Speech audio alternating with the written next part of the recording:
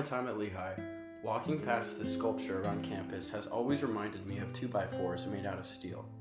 It wasn't until I learned more about the artist, Ernest that these simple 2x4s now resemble a much more meaningful story and purpose. Born in New York in 1942, Ernest crafted with small objects from materials he was able to find and gather in the concrete jungle. After his childhood, he studied to be a doctor and then specialized as a psychiatrist. He later attributed psychiatry towards his innate curiosity and passion towards the idea of mindfulness. In 1974, his feelings and thoughts could now be made and put on display as he started to forge a career, decades after practicing in neuroscience. Ernest is able to share his unique perspective as he can quote-unquote touch the world through both doors. Both doors meaning his expertise as a doctor and his artistic touch, as both of these professions are on the path of transformation. In Ernest thoughts, if physical mindfulness were to be displayed, it would display both balance and gravity in harmony together. Ernest art ranges from heavy granite pieces weighing around 150 tons to other pieces made of steel that only reach 18 inches off the ground.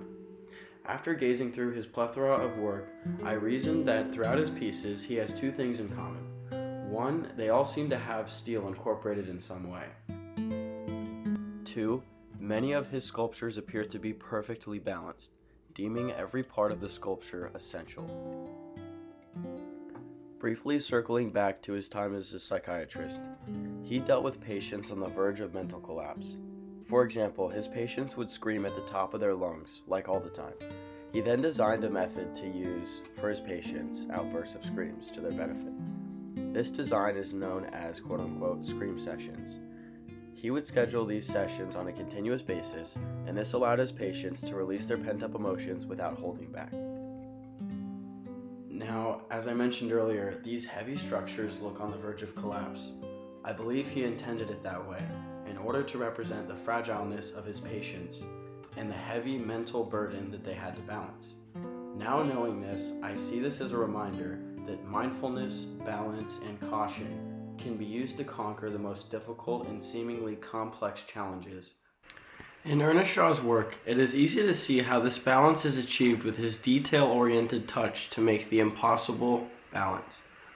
I would like to believe that he took the same amount of care with his patients as he does with sculptures. If so, his sculptures can serve as a reminder that people support one another no matter how hard it may be.